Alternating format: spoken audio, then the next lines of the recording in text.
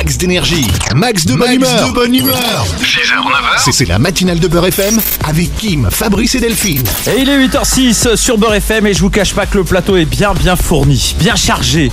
On a de quoi manger, on va se faire plaisir dans un instant avec un petit déj comme il se doit. Delphine, tu nous reviens évidemment d'Indonésie. On a eu l'occasion de faire des directs. Tu étais en compagnie d'une très grosse équipe. Attention, sérieuse équipe. Exactement. Nous sommes partis en mission Sapus, Ecotour Sapus en Indonésie à Sumatra. On est parti avec l'ONG Life et donc sur le plateau, on a le président de Life et le vice-président de Life, Steve Abdelkarim et Tarek, qu'on va tout de suite saluer avant de vous présenter le reste de l'équipe. Hi everybody, how are you? Alors il faudra qu'on enquête sur ce que vous avez mangé parce qu'on sent qu'il y a une forme d'énergie un peu exceptionnelle. Hein. Et là je vois un chef voilà qui arrive avec théière, il y a des... Qu'est-ce qui se passe, chef? Bonjour, chef, voilà. La folie. Bon. Salam alaikum, shalom, salamat, pagi. On va évidemment parler de votre périple parce qu'effectivement, il y avait vraiment une véritable cause, même si l'ambiance était au beau fixe. On a aussi une dame charmante qui est là, présente, Salima, sur le plateau. Bonjour, Salima. Marhaba bik, Salima. Salima qui fait partie des donateurs, qui est partie puisqu'elle a fait un don à l'ONG Life et grâce à ce don, elle a pu participer à Sapus et venir planter, reforester la mangrove en Indonésie. Et puis on est avec Philippe aussi qui était du voyage. Il dit pas grand chose pour l'instant, mais il est là. Alors, bonjour Delphine, bonjour Kim, bonjour à tous. Je vous écoute Delphine et je vous regarde. Philippe, la barbe a poussé en Indonésie. La barbe a poussé. Oui, les cheveux, tout a poussé. Oui, voilà, on sent qu'il y a eu un petit coup à un moment donné, genre en pleine jungle et tout, plus de coiffeur, plus de... Hein. Ah bah il n'y avait pas de coiffeur, il n'y avait rien, non, c'était pas Koh-Lanta, il n'y avait pas une équipe de coiffeurs et de maquilleurs dans la brousse. Hein. Tu sais que pendant les interviews, je vous ai mis l'ambiance Koh-Lanta, ça faisait mortel. Genre, je te jure, faut que t'écoutes les Faut que je récupère les piches. Ah oui, faut récupérer les piches, c'était exceptionnel. Ce que tu peux savoir, c'est que, en tout cas par rapport à Koh-Lanta, on a eu des choses qui venaient de Koh-Lanta. On a eu les épreuves de confort et les repas de confort, mais qui étaient juste copier-coller de ce qu'on voyait à la télévision. Pour moi, c'était une première et c'était exceptionnel. Bon, en tout cas, vous allez nous en parler en détail. Alors, Delphine, on parlait évidemment de cette action. Rapidement, sommairement, est-ce que vous pouvez nous présenter votre association pour celles et ceux qui ne la connaissent pas? C'est très simple, c'est une ONG qui a plusieurs petites particularités. La première, c'est que nous, on est des anciens donateurs déçus, si tu veux. Donc, on a fait notre propre ONG. Parce qu'on nous disait toujours, tu peux donner de l'argent, mais tu peux pas aller sur le terrain. Donc là, les donateurs peuvent faire des dons et directement aller sur le terrain. Donc voilà, il y a plusieurs donateurs. Excuse-moi, il y a eu un gémissement, c'est celui de Philippe Robichon. Je tiens à préciser qu'il ne se passe rien d'anormal, c'est juste il a senti un truc, il est tombé dans les pommes. Non, c'est chef voilà qui ouvre les Tupperware. Voilà, non, mais je précise aux auditeurs qui doivent se dire mais qu'est-ce qui s'est passé? On a entendu rien. Excuse-moi, pardon. Donc voilà, les donateurs peuvent aller sur le terrain pour voir leurs puits, parce qu'on fait des puits, tout ce qui est puits en Afrique. On a à peu près un millier de puits construits depuis 2009. Et puis là, on est donc sur tout ce qui est plantation d'arbres. Et les donateurs peuvent aller voir les arbres. Bon, Philippe, cette expérience, elle a été, j'imagine, exceptionnelle, même si tu connaissais déjà l'Indonésie. C'était notre traducteur officiel, disons-le. Ah oui, d'accord. Le traducteur, le guide, très bien. Le mentor, le gatekeeper, le père spirituel. Machallah.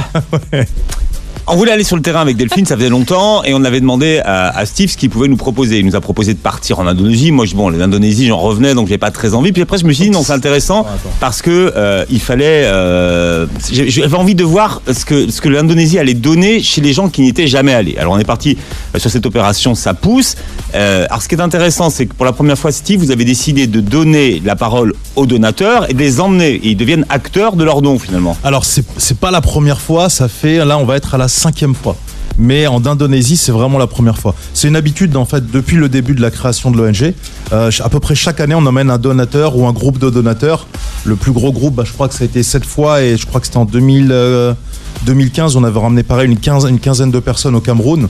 Et à chaque fois, c'est la folie. Ouais. Ah, c'était la folie. Parce que les gens se demandent ce que devient leur argent. Donc, sûr. Non, mais c'est normal. C'est vrai, sûr. C'est vrai. Non, mais les gens sont souvent sollicités pour tout et rien et ils savent pas ce qui se passe derrière. Ils donnent, on leur envoie une vidéo. Donc là, on leur dit, et le principe, c'est de dire, voilà, vous allez venir sur place pour voir concrètement ce qui se passe. Et là, alors c'était un sujet qu'on connaissait pas, puisqu'il s'agissait de reforestation et de mangrove. Moi, la mangrove, je savais même pas à quoi ça ressemblait, la mangrove. Donc, Steve.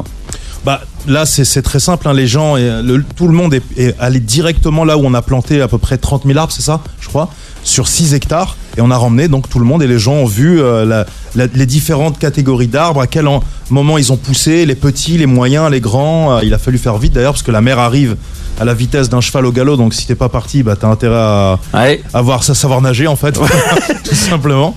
Et puis après voilà, on est même monté sur une espèce de tour de guet au milieu de la forêt pour voir l'étendue de ce que propose la reforestation, et c'était juste magnifique. On a eu un grand moment de méditation. Et puis voilà, c'est aussi un partage, ça nous permet d'avoir un feedback des donateurs qui sont le poumon, si tu veux, d'une ONG, c'est le cœur d'une ONG. Tout à l'heure, on allait donner la parole à Chef Voilà, on l'a interrompu. Non, il y a aussi Salima qui est avec nous. Alors écoute, c'est les dames d'abord, exactement. Parce que Salima, c'est l'une des donactrices qui est partie avec nous. Explique-nous, Salima, qu'est-ce qui t'a poussé, toi, à t'engager dans cette opération Ça pousse, qu'est-ce qui t'a plu? Est-ce que tu peux nous expliquer comment ça s'est passé? Oui, les raisons premières, en fait, elles sont de trois dimensions. On m'entend bien? La dimension écologique, mais aussi la dimension spirituelle. Avec Life, je partage énormément de valeurs. Celle qui est... Non, c'est pas. Te laisse pas perturber. Voilà ce qui se passe. Oui, non, mais c'est vrai que ce voyage était la folie et finalement, ça ne s'arrête pas en Indonésie. On continue ici. L'idée de Sapousse, c'est aussi d'aller voir ce que devient son don. En tant que donatrice, bon, je suis pas que donatrice, j'ai aussi mon association. Je comprends totalement les dimensions que peuvent poser tous les donateurs, et c'est d'aller voir directement sur le terrain ce que devient ton don et participer encore plus. Un don, c'est bien, mais faire aussi, c'est encore mieux. On a vraiment la capacité, la possibilité de démultiplier l'impact du don. Alors en fait, ça pousse, ça consiste à donner de l'argent pour planter des arbres, c'est ça? Alors oui, on finance une forêt. Selon ses moyens. Et avec cette forêt, on a la possibilité de rejoindre l'équipe sur place. 2 € un arbre. 2 € un arbre. 2 € un arbre. Pas cher. 1 000 € la forêt, et puis je crois que c'est 20 000 €. 20 000 € un hectare.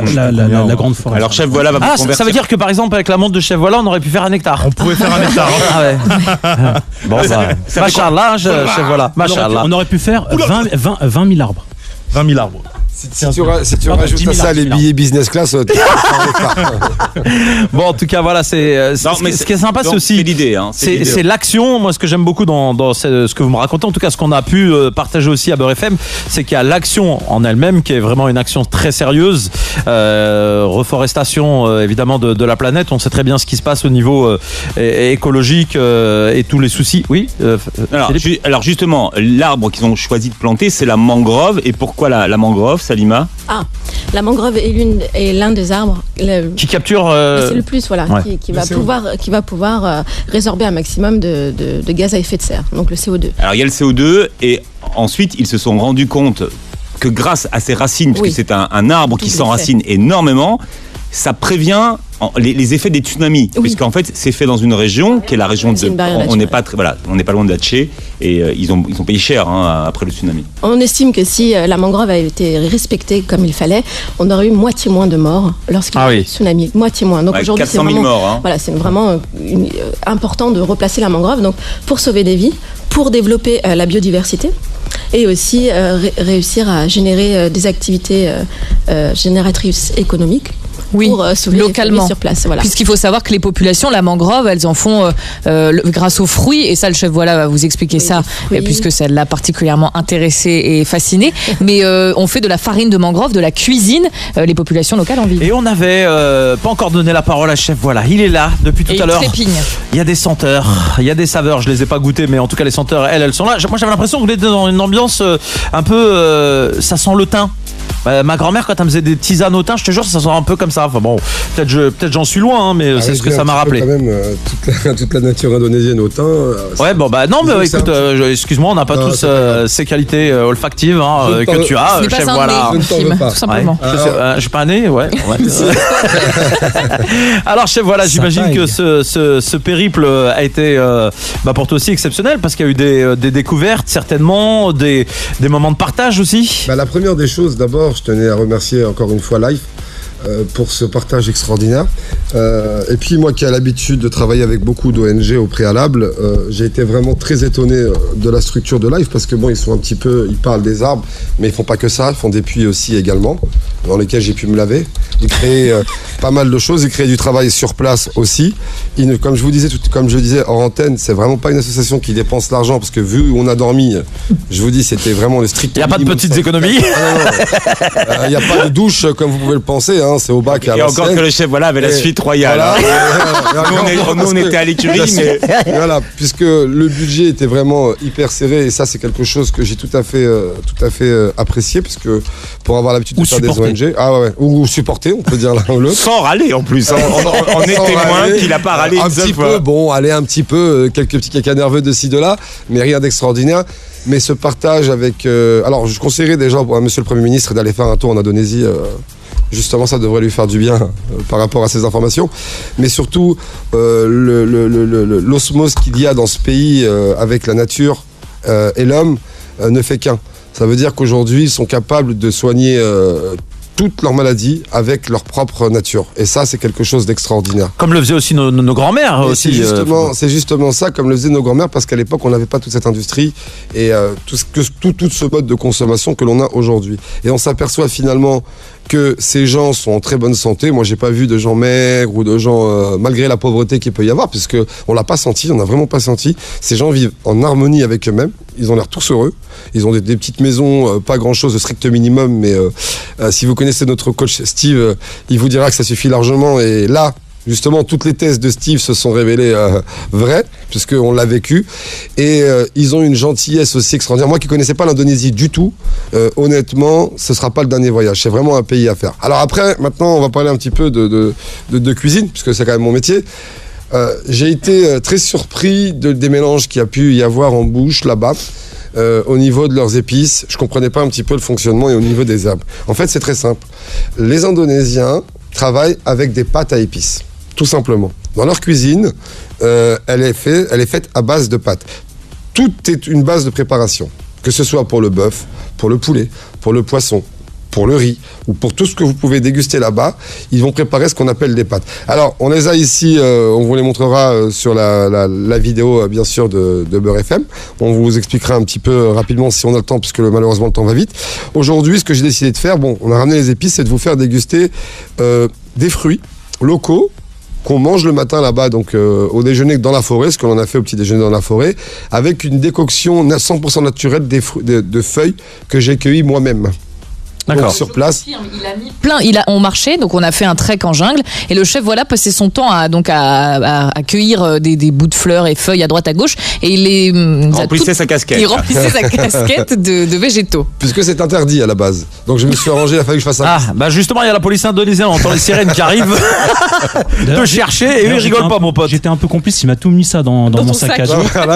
Bravo, association de malfaiteurs sur des herbes et des feuilles. Je me suis arrangé. Bon, les herbes, je précise aux autorités locales, on parle d'herbes qu'on peut déguster, pas celles qu'on fume évidemment. Médicinales. Voilà, médicinales, mais surtout c'est vrai que parce qu'ils préservent l'écosystème et ils ont une forêt tellement magnifique. Et puis, faut pas l'oublier, le plus magique, c'est la rencontre avec les animaux. C'était juste extraordinaire. On était en pleine nature. Est-ce qu'on doit en parler, chef? Non, parce que moi, on m'a dit, abstiens-toi, Kim, de faire certaines allusions aux animaux. Donc moi, je comprends plus. Vous me dites non. Et puis... Non, le chef est tombé. Il s'est baigné avec un éléphant. Moi, j'ai une histoire avec mon petit punk. Ah oui, un singe punk. Ouais. Voilà, donc c'est Punky Monkey. C'est le loupard de la forêt. Voilà, et puis il vit que dans cette zone-là d'Indonésie. C'est important, donc on a eu la chance de l'approcher. Et puis on s'est fait un petit. Tu l'as eu tout à l'heure avant l'émission. Vous avez tapé la converse, tranquille. Voilà, donc là en ce moment on s'appelle, on est en WhatsApp tous les deux à travers la Vous faites des parties FIFA en réseau. Voilà, exactement. Et c'était juste extraordinaire. 8h44 sur Beurre FM, et je vous cache pas que chef s'affaire à ses affaires. C'est le moins qu'on puisse dire. Il est là, il est opérationnel. Qu'est-ce que tu nous prépares de bon là? Exactement, là, je te vois avec plein de trucs dans les mains. Je te cache pas que je suis un peu dépassé, moi. Alors, la première chose, en fait, je suis en train de faire un petit déjeuner à base de fruits sauvages qu'on a récupérés. Et dans ces fruits aussi, bien sûr, il y a des épices. C'est le but un petit peu de la cuisine indonésienne, c'est toujours de se faire plaisir. Je rappelle quand même que t'es le seul mec qui m'a fait manger du piment en mode sucré, donc je tiens à le préciser au monde entier. Cassis piment, c'est ça? Oui, c'est ça, exactement. Donc j'adore le piment parce que c'est déjà faut savoir que c'est très très bon pour l'organisme. Bon, bien sûr, sauf si vous avez des ulcères et certains problèmes de santé. Non, mais c'est important de le préciser. Si vous avez un trou dans l'estomac, il faut pas en consommer. Par contre, c'est un très bon détoxifiant. Et c'est surtout vraiment antibactérien. C'est-à-dire qu'on a beaucoup, vous le savez, qu'on a l'équivalent d'un terrain de tennis de bactéries dans l'estomac, des bonnes et des mauvaises. Et le piment, justement, va aider à enlever toutes ces mauvaises bactéries en conservant et renforçant les bonnes bactéries. Donc, c'est aussi un sensibilisateur de palais, pardon. C'est-à-dire qu'il parle beaucoup plus indonésien que français. Voilà, c'est pour ça. Il faut qu'il se rétablisse un peu, là. Donc, de palais. Je rigole, mais hier j'ai accroché sur un mot, mon gars, je savais même plus le conjuguer. Tu sais quoi, c'est Delphine qui m'a sauvé. Ça arrive, moi, ça t'inquiète pas, ça m'arrive fréquemment aussi. On est deux. Donc, c'est justement pour ça que j'ai dans ma décoction donc de ce matin, qui est à base d'herbes qu'on a pu voir au départ, qui part d'herbes sauvages donc ramassées dans la nature. On rappelle que c'est interdit, évidemment. Voilà, qu'on a négocié. Demain, on fait la une du Parisien. Voilà. Une équipe de radio disséminée par des herbes. Non, mais c'est que pour nos auditeurs se rendre compte les risques qu'on a pris pour eux. Oui, et les risques qu'on va prendre aussi peut-être maintenant, non? Les bad boys de l'humanitaire. Donc cette décoction, elle est très simple. Là, à la base, j'ai mis légèrement un petit peu d'eau chaude. Je vais juste prendre donc la bouilloire. Voilà, tout ça en direct, hein, évidemment, sur Beurre FM. C'est pas très radiophonique, mais c'est filmé aussi en même temps. Ça sera partagé sur les réseaux sociaux. Voilà, donc avec la bouilloire dans laquelle j'avais rajouté déjà un petit peu d'herbe de décoction également. Voilà. Attention les verres, Delphine. Voilà. Donc là, pendant que ça infuse, ça va pas prendre très longtemps. On va finir de pilonner nos fruits, comme vous pouvez le constater. Alors, qu'est-ce qu'il y a comme fruit chez Voilà? Alors, on a du nipa qui se trouve ici. Alors, le nipa, shkoun, le nipa. C'est ça. Mais c'est quoi le nipa? Explique aux gens. Voilà le fruit du nipa, j'y arrive. Oui. Voilà le nipa. Le nipa, c'est un fruit qu'on trouve sur des énormes grappes qui font franchement plusieurs dizaines de kilos, qui poussent sur la mangrove, et ça ressemble à... on dirait une figue une figue mais dure, vous voyez, voilà. Une coquille dure. Et à l'intérieur, je dirais plutôt que c'est un litchi clair. D'accord. Et la pâte qu'on a à l'intérieur, en fait, ils s'en servent pour faire des gâteaux. Vous savez, on a des gâteaux un peu gelés, légèrement gélatineux là-bas. Voilà. Donc c'est avec ça, c'est avec le nipa justement qu'ils s'en servent. Donc c'est pas si évident que ça à ouvrir. C'est pour ça qu'ils ont vous pourrez regarder sur la vidéo sur le site internet de Beurre FM, le chef Voilà. De Beurre FM, effectivement, c'est pas si évident que ça à ouvrir. Et donc, on va récupérer. D'ailleurs, j'ai un exemple là. Si tu peux me suivre rapidement, je me mets la tête pour pas tout casser. Voilà, il est un peu loin. Hein. C'est ce qu'il veut. Il veut pas casser la table de la radio. C'est clair qu'on l'entendra un petit peu loin. Oula, c'est Delphine a perdu un bras là. Tiens, il y a Madame Kétan qui veut te parler pour les dégâts que t'as causés. Et on a savoir que t'as pas une deuxième montre à 13 000 €. Et Kim, on a l'impression qu'il y a Maïté dans les studios là. Je te jure, il a coupé le truc comme s'il avait coupé le poisson de Maïté. Donc on l'a coupé en direct. Avance-toi près du micro. Près du micro, le chef. On l'a coupé en direct et là donc bien sûr on va extraire le fruit donc du nipa qui sera votre petite décoration sur votre petite feuille de bambou dans lequel justement donc ça c'est de la feuille de bambou naturelle 100% voilà non traité fait par les Indonésiens. Mais t'as trouvé ça où? Eh ben avant de. Elle l'a volé. Je l'ai volé. C'est le cas de le dire. C'est-à-dire que j'ai été me promener clandestinement dans un village clandestin. C'est le cas de le dire. Alors j'ai l'ambassadeur d'Indonésie qui m'envoie un message à l'instant en disant t'es mort, tu rentres plus jamais en Indonésie toi. Non, au contraire, je pense qu'il va m'inviter puisque justement j'ai négocié aussi avec lui sur la route. Donc je pense que bientôt je serai le chef du gouverneur de Médane au moins. Donc alors maintenant qu'on y est, on va juste extraire rapidement pour vous faire comprendre ce qu'est le nipa. Donc ce fruit là ici. Alors voilà, il n'y a pas grand chose en réalité. Donc ça, on peut l'utiliser. Très important ce que disait Delphine tout à l'heure, mais elle n'a pas précisé. Qu'est-ce qu'on peut faire avec Delphine? Avec l'intérieur, on peut également faire de la farine. Ah oui. D'accord. Voilà, donc la farine, c'est de la farine 100% naturelle. Ensuite, on a la protection, donc je vais être obligé de le prendre à la main pour vous faire comprendre. On a la protection, bien sûr, de la corse qui va servir justement. Donc on va juste éplucher la corse du fruit, qui est très, très vitaminique, je le rappelle au passage à ne pas jeter. Et on va se retrouver avec ce petit fruit qui ressemble légèrement à un litchi. Ouais. Voici le nipa. Voilà. D'accord ? Donc voilà, c'est aussi simple. Vous verrez la vidéo sur la page évidemment Facebook de Beurre FM. De Beurre FM. Et pour terminer donc, comme je vous disais cette émission, on va servir chacun de nos convives avec notre mixture donc naturelle que l'on a pilonné, qu'on a laissé mariner depuis hier. Donc là, ce sont les fruits. Donc les fruits locaux, en fait. Donc à base de nipa, de mangrove, de fruits du dragon, de citron kombawa, et de fruits de la passion et d'épices, tout simplement. Donc c'est pareil, leur culture le matin, c'est de manger de ce que je ne savais pas, hein. Bien évidemment, on enlève le côté touristique, on trouve ce que l'on trouve, c'est de manger des fruits, donc mélanger le matin avec des épices, c'est ce que j'ai pu m'apercevoir. Et aussi, pas que c'est pas terminé, parce qu'ils arrivent aussi le matin à manger très salé directement. Donc ça, c'est aussi une grande spécialité. Et les pâtes que je vous parlais justement sont là. Donc là, il y a plusieurs pâtes différentes. Celle-ci, par exemple, c'est un mélange de 12 épices, en fait, qu'ils transforment en pâte avec de la farine, tout simplement. C'est une pâte rouge. Voilà, qui sent très très bon, très très fort. Et elle est faite couleur paprika pour les brochettes, pour les grillades. D'accord. Saté, exactement. Celle-ci, c'est pour le poulet. Donc tout ce qui ça peut être aussi pour la viande, mais on s'en sert plus précisément pour le poulet. Donc pareil, pour le poulet mariné, pour le poulet en sauce. Attention, c'est pas les mêmes choses quand on fait du poulet mariné et du poulet en sauce, c'est pas la même chose.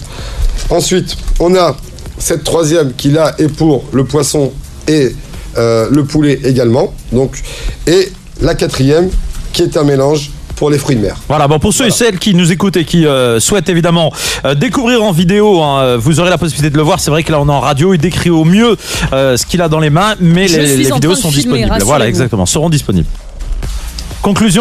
Conclusion, ça pousse. Vous êtes tous invités parce que chacun à votre niveau, vous êtes responsable de l'avenir de notre planète et puis chacun peut contribuer. Ça coûte 2 € pour planter un arbre. Alors nous, on espère planter cette année plusieurs forêts. On espère qu'il y aura plusieurs forêts Beurre FM et puis on espère vous montrer ce que vous avez fait sur le terrain, ce que vous avez planté, Steve. Tout à fait, ouais, c'est 2 € un arbre, 2 000 € une parcelle et puis 20 000 € une forêt entière. Voilà, donc on invite tout le monde à faire une collecte près de chez lui et puis voilà, Beurre FM. On précise aussi que les sociétés qui donnent sont exonérées au niveau des impôts. Il y a des abattements, ça aussi c'est intéressant encore. Bien sûr, les sociétés peuvent les gamins, vous pouvez faire les enfants, des collectes, tout le monde, les particuliers, enfin voilà, tout simplement. Et puis je rappelle, alors, pour les personnes qui financent la parcelle à 2 000 €, ça leur laisse la possibilité de venir avec nous pour participer à ce voyage écotour en Indonésie. Le voyage est compris dans les 2 000 €. Ils ont juste le billet d'avion à payer en solo, parce que certains voyagent en business, d'autres en éco, etc. Et voilà. Donc, et Monsieur le Président, je pense que vous avez une information capitale à nous communiquer à propos de ce voyage. Tout à fait. Premier. Vu que ça a très très bien marché ce premier écotour, a priori, si tout se passe bien et qu'on a suffisamment de donateurs assez fréquemment, on en fera un par trimestre durant toute l'année. Wow. Ah bah voilà. Donc plusieurs membres de l'équipe Beurre FM peuvent venir au prochain, des donateurs. Alors moi je serai là déjà, etc. Ça, c'est sûr et certain. Voilà. Et bien évidemment, on a pris un engagement avec certaines personnes qui ont beaucoup aimé le reportage. Nous aussi à financer. Alors on est en train de voir, hein, on va pas s'avancer sur des chiffres. Alors, on va pas faire un arbre à 2 € quand même. Combien on va prendre entre deux, c'est-à-dire il y a l'hectare, c'est ça, et ensuite il y a la petite forêt à 2 000 €. À 2 000 €. Je pense qu'on va s'engager là-dessus. Et je vais vous dire quelque chose du fond de mon cœur, très très honnêtement. Pour ceux qui me connaissent, plus ou moins savent que je dis toujours la vérité, même si des fois ça plaît pas. C'est vraiment une super ONG. Et avec 2 €, vous imaginez même pas ce que vous pouvez faire à l'écologie. Vraiment. Alors c'est 2 €, le site Life. Et en plus de ça, vous avez un coach extraordinaire, un bras droit extraordinaire, une équipe extraordinaire. Il a un nom. Un bras droit qui s'appelle Tarek, pardon. Monsieur Tarek, qui était, je le rappelle à l'époque, puisqu'on avait le général Steve qui gérait l'opération, le colonel, et moi j'étais nommé commandant. Et je rappelle que chaque fois là, essayé de me débaucher dans son équipe et de me voler. T'es pas obligé de tout balancer, ma petite. Tu diras ça. On veut tout savoir. Mais justement, j'ai pas réussi. En tout cas, n'hésitez pas, franchement, allez sur le site Life. Lifeong.org. Voilà, ong.org, parce que c'est vraiment, ça me tient vraiment à cœur. Et vous verrez par vous-même. Vous en verrez plein vos yeux, tout simplement. Et on en profite quand même au passage, on les oublie pas parce que là on a une partie de l'équipe de Folie qui est en Indonésie. Bondiougou qui nous écoute, qui est au boulot. Monsieur Dembélé. Dembélé le footballeur. Kaina. Parce que je viens. S'il y a Dembélé le footballeur, je viens. Le volleyeur en fait. Ah d'accord, ok, très bien. Un grand bonjour à Kaina et Gérard. Qui sont encore en Indonésie. Tout à fait, qui ont continué le séjour. Tout à fait. Moi je veux pas leur dire bonjour parce que je suis jaloux, ils sont encore là-bas au soleil et nous on est là dans le froid, donc non, ça marche pas. Et on en profite aussi, elle nous écoute pas, mais on a une grosse pensée pour nos guides locaux de l'ONG Yagasu qui ont assuré, et notamment je pense particulièrement à Grace et Denis. Et aux stagiaires aussi, Amélie et Jeanne. Et Amélie et Jeanne qui sont là-bas. Les stagiaires de Sciences Po qui supervisent l'opération avec nous parce qu'on a un partenariat avec Sciences Po. Voilà. En tout cas, merci et bravo pour cette belle initiative. Merci à tout le monde d'être venu ce matin.